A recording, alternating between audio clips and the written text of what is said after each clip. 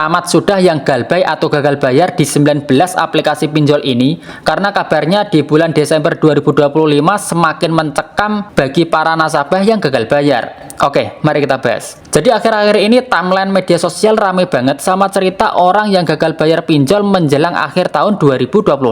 Banyak yang bilang Desember ini bakal jadi bulan yang paling menegangkan buat para korban telat bayar. Lengkap dengan isu seram kayak rumah bakal disita, polisi datang ke rumah nasabah, atau debt collector yang makin galak. Padahal kalau kita bedah pelan-pelan, kenyataannya nggak pernah sebrutal itu. Justru kadang sistem pinjol lagi banyak berubah ke arah yang lebih manusiawi. Dan posisi nasabah jauh lebih aman dibandingkan tahun-tahun yang sebelumnya. Jadi mulai awal tahun 2025 ini, sebenarnya OJK udah mulai menerapkan aturan baru yang fokus banget ke perlindungan konsumen. Regulasi ini dibikin karena sebelumnya banyak banget laporan soal pinjol yang main kasar. Banyak yang bilang pinjol itu main ancam dan bikin orang stres setengah mati. Nah, lewat kebijakan yang baru ini, pemerintah pengen bikin ekosistem pinjol yang lebih sehat. Jadi bukan cuma perusahaan yang diuntungkan, tapi nasabah juga punya pegangan kuat kalau suatu saat mengalami kesulitan membayar. Nah, salah satu perubahan yang paling terasa tentunya di bagian bunga. Kalau dulu bunganya bisa 0,3% per hari,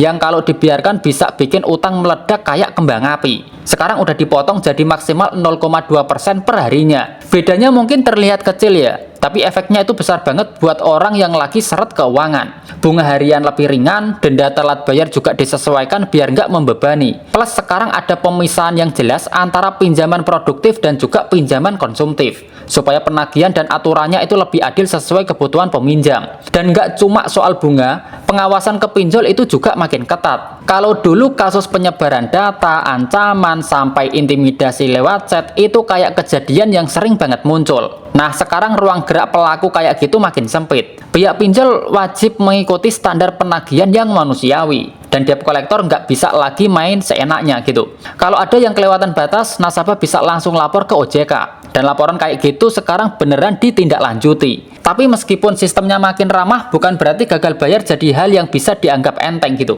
Resiko tetap ada. Nama kamu bisa masuk ke catatan buruk di silik OJK, dan efeknya bisa berlanjut ke masa depan. Mau kredit motor bakal susah, mau mengajukan KPR ya bisa mental di awal. Jadi intinya reputasi finansial tetap jadi hal yang nggak boleh disepelekan. Makanya kalau lagi berada di fase yang sulit membayar, langkah yang paling bijak adalah cari cara untuk menyelesaikan. Negosiasi sama pihak pinjol buat minta keringanan atau restrukturisasi, dan ini banyak yang berhasil gitu, asal komunikasinya sopan dan juga jelas. Selain itu, coba evaluasi keuangan, cari sumber penghasilan tambahan, atau bisa juga dengan mengatur ulang prioritas pengeluaran gitu.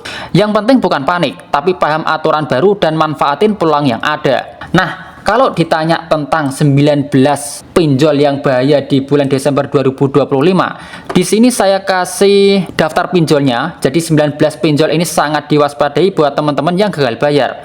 Nah, yang pertama adalah aplikasi Danamas, yang kedua adalah aplikasi Amarta, yang ketiga Dompet Kilat, yang ketiga adalah aplikasi EasyCash, yang kelima adalah aplikasi Toko Modal, yang keenam aplikasi Modalku, yang ketujuh Kredit Pintar, yang kedelapan Maucash, yang kesembilan aplikasi Finmas, yang kesepuluh aplikasi Klik A2C, yang ke-11 aplikasi Akseleran, yang ke-12 Amana, yang ke-13 Pinjamanku, yang ke-14 aplikasi Koin P2P, yang ke-15 Pohon Dana, yang ke-16 Mekar, selanjutnya ada Kami, yang ke-18 Rupiah Cepat, dan yang terakhir adalah aplikasi EasyCash. Nah, di sini saya kasih catatan penting, meskipun aplikasi di atas termasuk aplikasi legal, ini bukan berarti mereka itu tanpa resiko. Nasabah tetap wajib paham syarat dan ketentuan pinjaman, termasuk bunga, tenor, dan juga konsekuensi keterlambatan. Dan juga penting banget untuk selalu cek daftar resmi OJK, daftar pinjol resmi OJK sebelum mengajukan pinjaman. Jadi singkatnya buat para peminjam yang lagi keteteran, kabar baiknya menjelang tahun 2026